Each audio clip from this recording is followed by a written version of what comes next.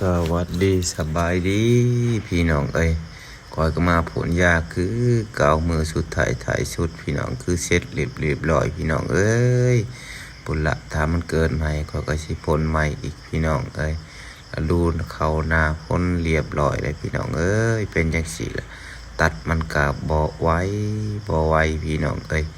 เฮ็ดจังใดทำมาหากินคอยก็เลยบอกเฒ่าแก่ว่าฉีดอย่างเดียวผลอย่างเดียวพี่น้องยามันจังนานขึ้นพี่น้องแต่ว่าช่วงมันมีลูกกะเฮาก็บ่กล้าฉีดพี่น้อง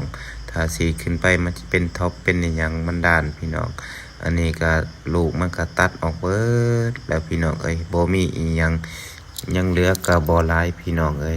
กะมันอยู่สูงกะพ้นได้พี่น้องนี่ล่ะเฮาต้องเข้าใจทำงานทำการชวนเป็นจังซี่แหละพี่น้องFC ทั้งใดทั้งไต้ทั้งเหนือทั้งไทยทั้งลาวก็กดไลค์กดแชร์เด้อ